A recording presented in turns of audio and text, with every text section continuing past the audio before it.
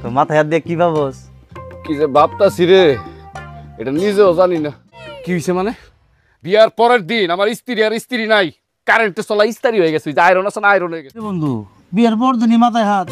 ভাবি কি মাথায় চাপ দিছে নাকি? হ্যাঁ দিছে তো, এই যে দেখোস না কাইটে গেছে, 10টা সিলি লাগছে, ব্যান্ডেজ করে রাখছি। তুই আর ভালো হইলি না, না সবকিছু নিয়ে আমার সাথে ইত্রামি করবি না, বুঝছস? তো মাথায় হাত দিয়ে কি ভাবস? কি যে ভাবতাছি রে, এটা নিজেও জানি না। রহস্য রহস্য লাগতাছে। এত রহস্য জানার তোমার কোনো দরকার নাই। বিয়া করছি তো একটা ঠান্ডা মাইয়া, শ্বশুর শাশুড়িও ঠান্ডা, মাইয়াও ঠান্ডা।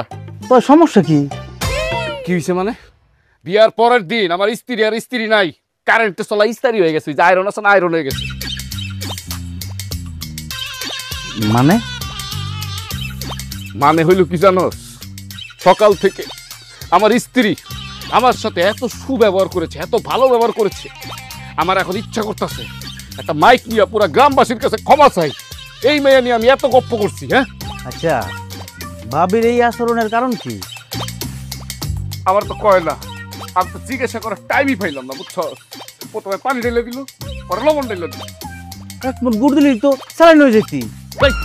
কেবল ফাইজলামি করস? হ্যাঁ, আমার চোখের সামনে থেকে যা। একটু স্বামীর যে কষ্ট দুঃখ এটা তুই কি বুঝবি? যাইতেছি, শোনো, ওই দক্ষিণ পাড়ার শুক্র মাদ্দর ছেলের বিয়ে করাইবো। তার ছেলের বউরে কি দিয়ে নিয়ে আসবো জানো? কি দিয়ে নিয়ে আইবো? ঘোড়ার গাড়ি দিয়া? না, মাতব্বর সাহেব সাফ সাফ বলে দিছে তার ছেলের বউরে এই গ্রামে হেলিকপ্টার দিয়ে নিয়ে আসবে। বন্ধু মনে পড়ে গেছে, বন্ধু মনে পড়ছে।